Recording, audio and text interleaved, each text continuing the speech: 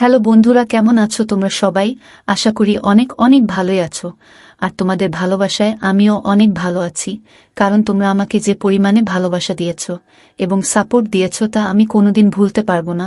তাই তোমাদেরকে মজা দেওয়ার জন্য আবারও একটি নতুন গল্প নিয়ে হাজির হলাম। গল্পটি শোনার মতো, আশা করি তোমাদের দাঁড়িয়ে যাবে এবং তোমরা হাতের কাজ করতে সবাই হেডফোন নিয়ে বসে যাও। যদি আমার গল্প শুনে মজা পাও তাহলে অবশ্যই আমার চ্যানেলটি সাবস্ক্রাইব করবে।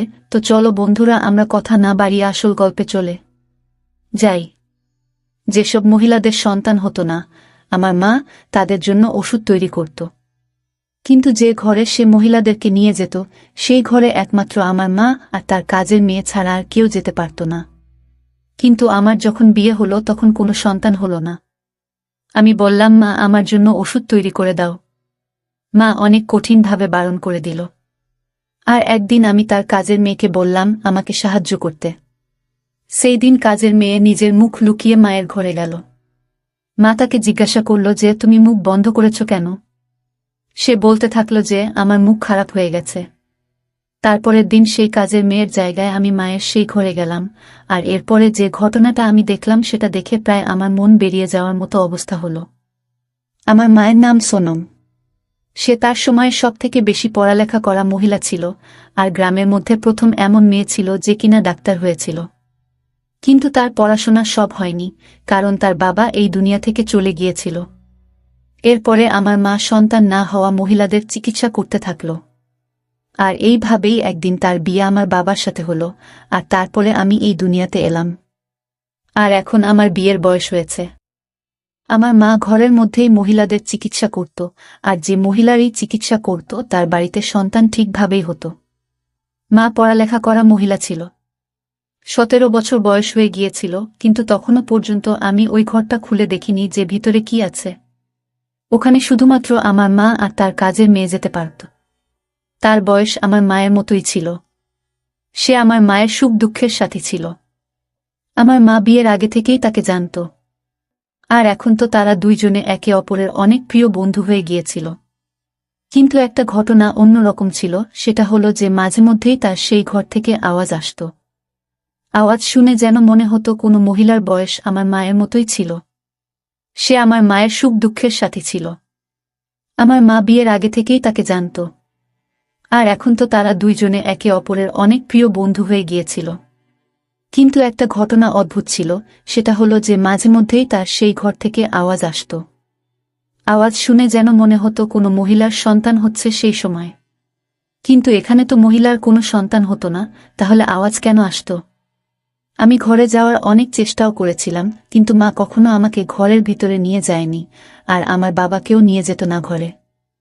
আমার বাবার মুখ তো আমার মা টাকা দিয়ে বন্ধ করে রেখেছিল। কেননা আমাদের ঘরে অনেক টাকা আসত, মা একটা পেশেন্টকে দেখত আর কয়েক হাজার টাকা নিত। আর যখন তারা জানতে পারত যে তাদের সমস্যার সমাধান হয়ে গেছে, তখন তারা মিষ্টি, কাপড় সবকিছু নিয়ে আসত আমাদের জন্য। ঘরে তো প্রতি সপ্তাহে এইরকম জিনিসপত্র আসতে থাকত।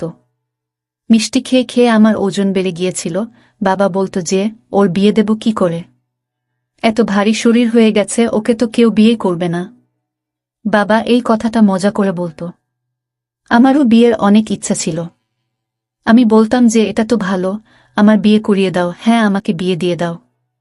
ব্যাস, আমার মাথাটার সাথে সাথে বিয়ের দিকে ঘুরে গিয়েছিল। মা একটা ভালো পাত্র দেখে আমার বিয়ে দিয়ে দিল।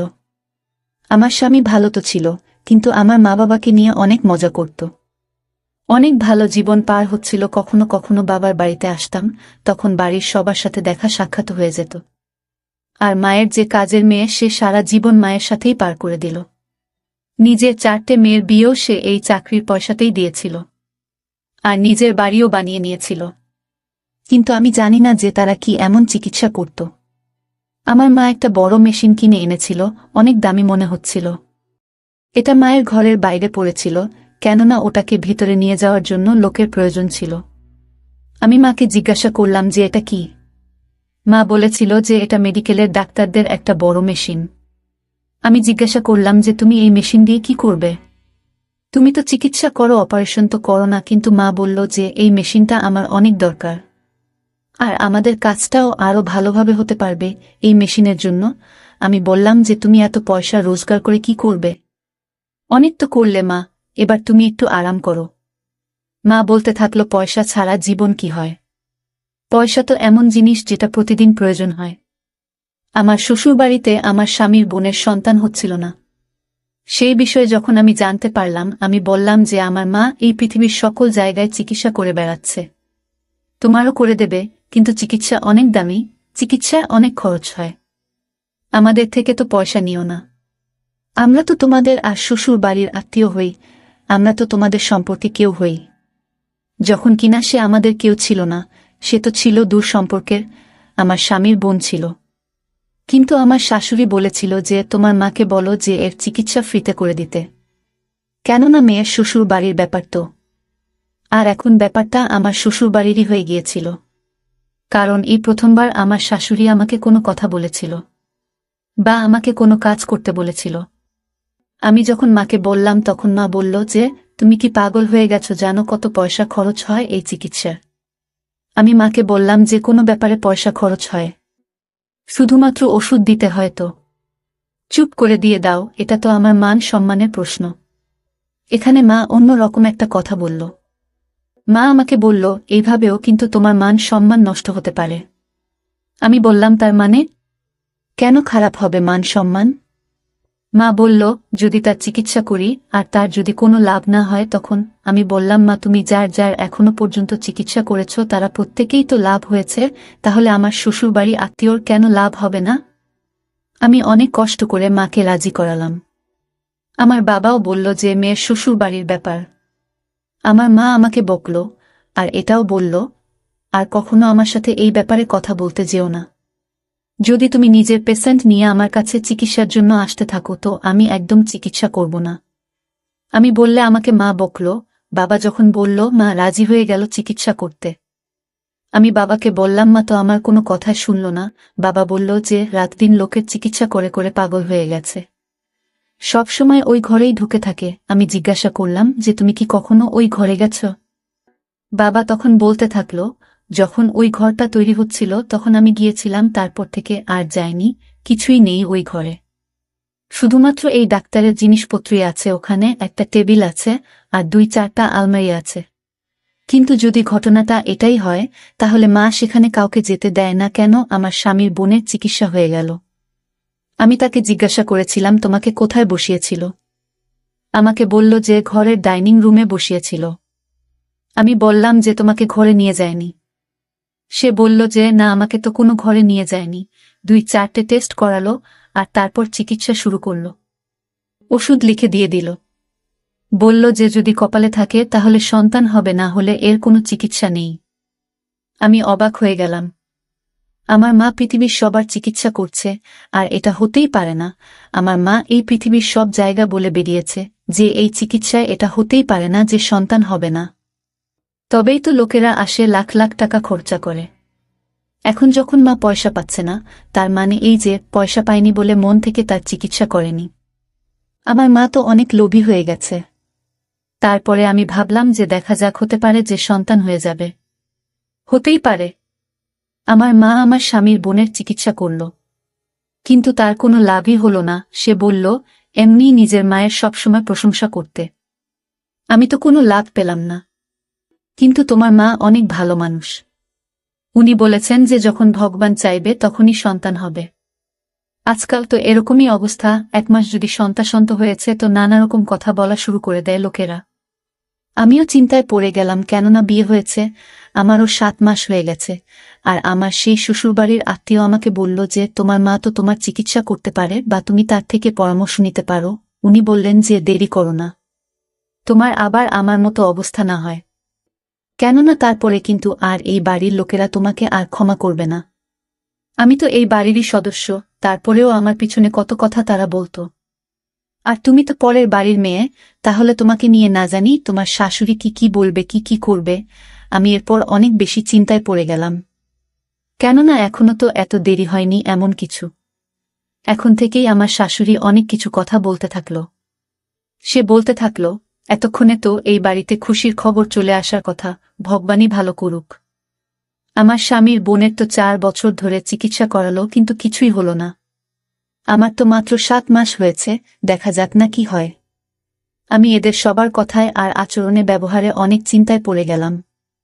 আমি আমার স্বামী আর শাশুড়িকে না বলেই ডাক্তারের কাছে চলে গেলাম আর চেক আপ করালাম। উনি পরীক্ষা করার জন্য বলল আর বলল যে 2 দিনে তুমি রেজাল্ট জেনে যাবে। আমি বললাম যে টেস্টের রিপোর্ট নিতে আমি আসতে পারবো না, আপনি এক কাজ করবেন, আমাকে ফোনে রিপোর্ট পাঠিয়ে দেবেন। উনি বললেন ঠিক আছে, আমার নাম্বার নিয়ে নাও। ডাক্তারটা অনেক ভালো ছিল, বুঝে গিয়েছিল যে আমি বারবার লুকিয়ে লুকিয়ে বেরোতে পারবো না। এই 2 দিন আমি যে কিভাবে পার করেছি শুধুমাত্র আমিই জানি। 2 দিন পরে ডাক্তারের ফোন আসলো আর উনি আমাকে রিপোর্ট বললেন। উনি বললেন আপনার সমস্যা আছে আর আপনি কখনো মা হতে পারবেন না। আমার আপনাকে এটাই বলার যে আপনি কোনো ছোট চিকিৎসা করিয়ে কোনো ওষুধপত্র খেয়ে নিজের শরীর বা নিজের জীবন নষ্ট করবেন না। তার পরিবর্তে আপনি টেস্ট টিউব বেবির মাধ্যমে সন্তান দিতে পারেন। আর টেস্ট টিউব বেবির চিকিৎসা এতটা সহজ না, তাতে অনেক পয়সা খরচ হয়। কিন্তু ডাক্তারের বলার ছিল যে প্রথম প্রথম তুমি এখন সুন্দরী আর এখন তোমার বিয়ের প্রথম দিক, এখন তো সবে শুরু, তোমার স্বামী রাজি হয়ে যাবে। পরে তোমার স্বামী এটাই ভাববে যে লাখ টাকা খরচ করে এমন চিকিৎসা করিয়ে যেখানে 40% মাত্র ঠিক হয় আর যার কোনো গ্যারান্টিও নেই সেটা করিয়ে কি হবে। এজন্য ছেলেরা লাখ টাকা খরচ করে দ্বিতীয়বার বিয়ে করে নেয় আর প্রত্যেক বছর তারা সন্তান দেয়। আমি অনেক চিন্তায় পড়ে গেলাম, আমি সারা রাত কেঁদেছিলাম। আমার স্বামী জিজ্ঞাসা করলে বলে দিলাম যে কিছু হয়নি। আমি অনেক দুঃখ পেয়েছিলাম, কেননা আমি কখনো ভাবিনি যে আমার সাথে এরকম হবে। তারপরে একদিন আমার গ্রামের একটা মেয়ে আমার কাছে আসলো। সে বলল যে তোমার মায়ের কাছ থেকে চিকিৎসা করিয়েছিলাম, আজ আমার কাছে 2টা সন্তান। আর আমি আজকে অনেক খুশি। আর সে আমাকে ধন্যবাদ জানালো। সে আমার মায়ের প্রশংসা করতে থাকলো আর বলতে থাকলো ভগবান ওনার হাতে জাদু দিয়ে পাঠিয়েছেন, যার চিকিৎসায় করেন সেই ঠিক হয়ে যায়। আমি ওই মহিলার কথায় অনেক খুশি হলাম আর যেন মনে মনে শান্তি পেলাম। সে আমাকে বলল 10 বছর পর্যন্ত আমার কোনো সন্তান হয়নি। তোমার মায়ের কাছে চিকিৎসা করালাম, যখন তখন সন্তান হয়ে গেল। তোমার মা, তুমি তো সবকিছুই জানবে। যখন সে আমাকে এই কথাগুলো বলল তখন আমি অবাক হয়ে গেলাম। আমি জিজ্ঞাসা করলাম যে সবকিছু মানেটা কি। সে বলল যে এটাই যে চিকিৎসা কিভাবে হয়। আমি বললাম যে তুমি জানো, কিন্তু আমি তো জানি না। সে বলল ছাড়ো কথাটা, বাদ দাও। আমার মা 1 মাস পর্যন্ত সবার চিকিৎসা করত। আমি ঠিক করেছিলাম যে আমি আমার স্বামীকে এইসব বলবো না, না আমার শাশুড়িকে বলবো, কারণ এমনিতেই এরা আমাকে তেমন একটা পছন্দ করে না। আমি নিজের মাকেই সবকিছু বলবো, তার থেকেই চিকিৎসা করাবো। এরপরে আমার আর কারোকে বলার কোন দরকার পড়বে না। আমি মায়ের কাছে চলে গেলাম। মা সকাল সকাল অনেক ব্যস্ত ছিল, ওই ঘরেই বসেছিল, বাইরে আসেনি। আর আমার ঘরে যাওয়ার অনুমতি ছিল না। বাবা বাড়ি ছিল না। 4 ঘন্টা মা আমাকে অপেক্ষা করালো। আমি অনেক রেগে গেলাম। এরপরে আমিও তাকে বললাম সমস্যা আছে আমার কিছু।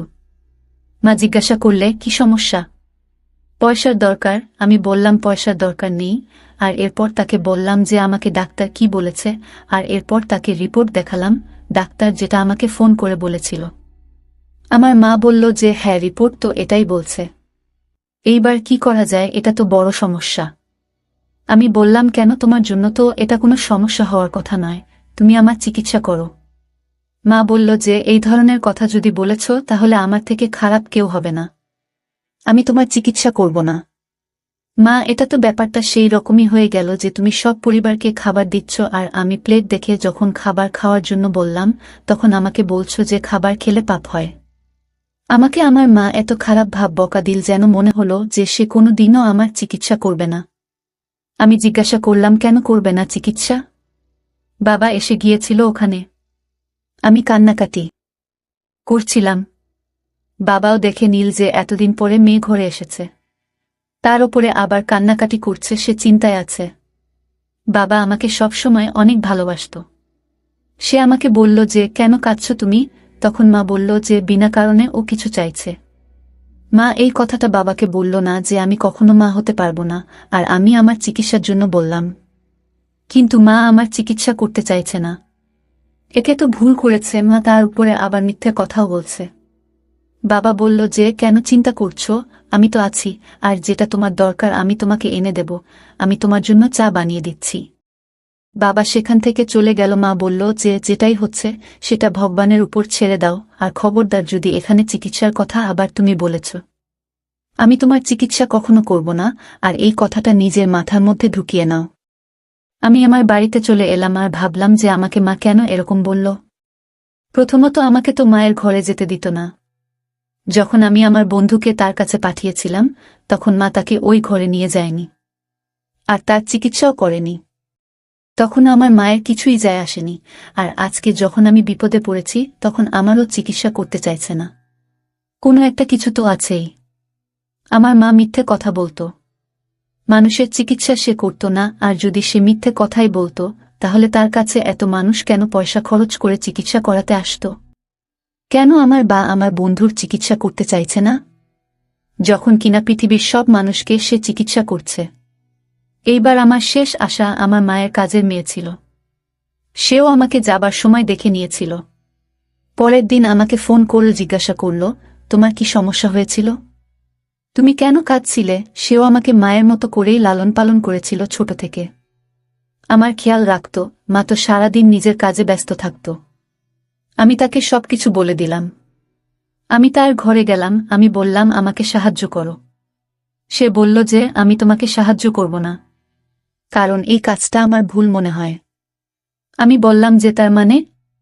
সে বলল যে তার মানে আমি তোমাকে বলবো না। তারপরের দিন সে মায়ের কাছে মুখ বন্ধ করে চলে গেল। সে মা জিজ্ঞাসা করল, তুমি মুখ বেঁধে এসেছ কেন? তখন সে মিথ্যা কথা বলল যে তার মুখ নষ্ট হয়ে গেছে, এজন্য সে মুখ বেঁধে এসেছে। অদ্ভুত একটা দাগ হয়ে গেছে, আর মুখে ওষুধও দিয়েছে। মা কাজে ব্যস্ত হয়ে গিয়েছিল। এরপরে সে আর দ্বিতীয়বার এক কথা জিজ্ঞাসা করেনি। আমাকে কাজের মেয়েটা বলল, কাল তুমি মুখ বেঁধে দিয়ে যাবে। আমি মুখ বাঁধার কারণ প্রথমেই বলে দিয়েছি, এজন্য তোমাকে সে কিছুই জিজ্ঞাসা করবে না। আমি বললাম যে আমার অনেক ভয় হচ্ছে, কিন্তু সে আমাকে সবকিছু বলল, তোমাকে এই করতে হবে, আর তোমাকে গিয়ে দাঁড়িয়ে থাকতে হবে। কোনো প্রশ্ন জিজ্ঞাসা করলে মাথা নাড়িয়ে জবাব দিয়ে দিও। কাল এমনিতেও সেই রকম কাজ কিছু নেই, একটাই রোগী আছে, তারই অ্যাপয়েন্টমেন্ট আছে। তো তুমি নিজেই সব জানতে পেরে যাবে, তুমি সবকিছু প্রশ্নের উত্তর পেয়ে যাবে। আর তোমার মা যখন সবকিছু জানতে পেরে যাবে তাকে বলে দিও যে আমি সারা জীবনের জন্য এই কাজ ছেড়ে চলে যাচ্ছি, আর আমার এই কাজ করার কোনো প্রয়োজন নেই। এই কাজে অনেক পয়সা রোজগার করা যায়, কিন্তু অনেক সমস্যা হয়। আমি মুখ বেঁধে পরের দিন চলে গেলাম। মা কোনো কথা জিজ্ঞাসা করল না। ঘরটার ভেতর থেকে দেখলাম সব অপারেশন থিয়েটারের মতো পরিবেশ ছিল। বড় বড় মেশিন পড়েছিল। যখন কিনা বাবা বলেছিল যে একটা বিছানা আর কয়েকটা আলমারি আছে ওখানে। একটা মহিলা আসলো, সে বলল যে তার আমার সাথে দরকার আছে। মা বলল, তুমি ওর রিপোর্টটা দেখে নাও। আমি যখন তার রিপোর্ট পড়লাম তখন ওই একটা কথাই লেখা ছিল যে সে কখনো মা হতে পারবে না, আর তাকেও বলা হয়েছিল যে সে যেন টেস্ট টিউব বেবির মাধ্যমে সন্তান নেই। এইসব কথাই লেখা ছিল। তাহলে কি মা এইসব কাজ করত? কিন্তু কিভাবে করে মা? মা তো ডাক্তার না। মা সেই মহিলাকে জিজ্ঞাসা করল, তুমি কি নিজের ইচ্ছায় এই সব করতে চাও? সে বলল, আমি আর ঘরে কারোর কথা শুনতে পারবো না, কারোর অপমান শুনতে পারবো না। আমি জানি যে এই সন্তানটা আমার স্বামীর নয়, অন্য কোনো লোকের। কারণ আমি যখন মা হয়ে যাব, যখন সন্তান হয়ে যাবে, সবাই এটাই ভাববে যে এটা আমার স্বামীর সন্তান। আমি যে সন্তান হয় না, এটা শুনে শুনে আমি পাগল হয়ে গেছি। আমি নিজের মুখে হাত দিলাম ভয়ে। এর মানে মা টেস্ট টিউব বেবির কাজ করে। তার মানে এই চিকিৎসা চলত এতদিন ধরে, ওই সন্তানগুলো তাদের স্বামীর নয়, অন্য কোনো লোকের। এজন্যই মা এত বড় বড় দামি দামি মেশিন এনেছিল। আর অবাক হওয়ার মতো ব্যাপার হলো, মহিলারা নিজেরা নিজেরা এই কাজের জন্য রাজিও হয়ে যেত। এই গ্রামটা একটা ছোট গ্রাম। এখানকার গ্রামের লোকেদের মধ্যে এত বুদ্ধি কোথায়? এজন্যই তারা রাজি হয়ে যায়। অথবা সন্তান না হওয়াটা, এই কথাটা শোনার ভয়ে, বা যে মহিলাদের সন্তান হয় না এর জন্য তাদের উপর যে কাজ করা হয়, যে কথা শোনানো হয়, তাই তারা এই কাজ করতে রাজি হয়ে যায়। তখন সেই মহিলা চলে গেল। আমি নিজের মুখ খুললাম, আর আমার মা অবাক হয়ে উঠল, আর বিরক্ত হয়ে গেল, রেগে গেল। এই জন্যই আমার মা আমার চিকিৎসা করতে চাইছিল না, কেননা সে চাইত না যে আমি আমার স্বামীর ছাড়া অন্য কারোর সন্তানকে এই পৃথিবীতে নিয়ে আসি, যাকে আমি জানি না পর্যন্ত। মা যেটা করেছিল সেটা ভুল ছিল, আমি তাকে অনেক কথা শোনালাম। আমি বললাম, তুমি অনেক ভুল করছো, তুমি মানুষকে কষ্ট দিচ্ছ, তারা সারা জীবন কষ্টে থাকছে। মা বলল, আমি যেটা করছি এটাকে ভুল ভেব না, কেননা এরা সন্তান, আর এই সন্তানগুলোর এই দুনিয়ায় আসার অধিকার আছে। আমি যদি ভুল কাজ দিয়ে কোনো মহিলার জীবনে খুশি আনছি, লোকেরা তাকে সন্তান না হওয়া মহিলা বলা বন্ধ করে দিচ্ছে, এর থেকে ভালো কথা আর কি হতে পারে? সাধারণ মানুষ আজও টেস্ট টিউব বেবির বিরুদ্ধে, কেননা তারা ভাবে যে এটা পরের সন্তান। হ্যাঁ, এটা পরের, কিন্তু আমি মহিলাদের বলে দিই সবটা, আমার কাছে আর কোনো রাস্তা থাকে না। আমি বলে দেই যে আমি তার শরীরে যে সন্তান দিতে চলেছি সেটা তার স্বামীর নয়, বরং অন্য কারোর সন্তান, অন্য কারোর ছোট্ট প্রাণ। আমি মহিলাদের বলে দিই যে আমার কাছে আর কোনো রাস্তা নেই, তারা এই দুনিয়ায় আসতে চায়, আর এই কাজগুলো আমি মহিলাদের থেকে লুকিয়ে করি না। এরা আমার সাথে যোগাযোগ করে, সেজন্যই তো তারা এত টাকা দিয়ে যায়, আর আমি এই সব তোমার সাথে করতে পারবো না। আমি নিজের মাকে বললাম, আমি জানি না তুমি ঠিক করছো না ভুল করছো, কিন্তু তোমার কাজের মেয়ে আমাকে দিয়ে তোমার কাছে এই কথাটা বলে পাঠিয়েছে যে তোমার সাথে আর এই কাজ করবে না সে। সারা জীবনের জন্য এই কাজ থেকে ছেড়ে সে চলে গেছে। আমি জানি না আমার মা ঠিক করছিল না ভুল করছিল, শুধুমাত্র আমি সেইখান থেকে ফিরে এসেছিলাম শ্বশুরবাড়িতে। আমার কেমন একটা মনে হচ্ছে, সাধারণ মানুষের সামনেই মা নিজের প্রাণের ঝুঁকি নিয়ে এই কাজ করছিল, আর কাল যদি কেউ জানতে পারত তাহলে সে এত রেগে যেত যে সে প্রতিশোধ নিতেই। আর তারপরে কি করত মা? কিন্তু মা 1 বছর পরে সেই কাজটা ছেড়ে দিয়েছিল। মনে হয় তার কাজের মেয়ে চলে যাওয়ার পরে একা একা সে সেই কাজ করতে পারছিল না, সেজন্য সেই ব্যাপারটাকে ছেড়ে দিয়েছিল। যে কাজ সে ছেড়ে দিয়েছিল, আমি এই কথাটা কাউকে বলিনি, এমনকি বাবাকেও না। আমি আমার স্বামীকে বলে দিয়েছিলাম যে আমি কখনো মা হতে পারবো না। সেটা শুনে সে চুপ হয়ে গিয়েছিল। সে বলল, ঠিক আছে, যা হবে দেখা যাবে। এরপর 4 বছর হয়ে গিয়েছিল, আমার এখনো সন্তান হয়নি। কিন্তু আমি ভগবানের কাছে, ঈশ্বরের কাছে প্রার্থনা করি, কারণ ঈশ্বরের কাছে প্রার্থনা করলে তা কখনো ফেরত আসে না, ঈশ্বর কাউকে ফিরিয়ে দেয় না। একদিন না একদিন তিনি আমার কথা নিশ্চয়ই শুনবেন। উনার আশীর্বাদে আমি একদিন ঠিক মা হব। আপনারা সবাই আমার জন্য প্রার্থনা করবেন। বন্ধুরা, আজকের ভিডিওটা এখানেই শেষ করলাম। অনেক কষ্ট করে ভিডিওটি আপনাদের জন্য বানিয়েছি। যদি ভিডিওটি আপনাদের ভালো লেগে থাকে তাহলে একটা লাইক করবেন এবং চ্যানেলটি অবশ্যই সাবস্ক্রাইব করবেন, এই আশা ব্যক্ত রেখে আপনাদের কাছ থেকে বিদায় নিচ্ছি আমি। দেখা হবে আগামীকালের নতুন কোনো ভিডিওতে। সে পর্যন্ত সবাই ভালো থাকুন, সুস্থ থাকুন। ধন্যবাদ।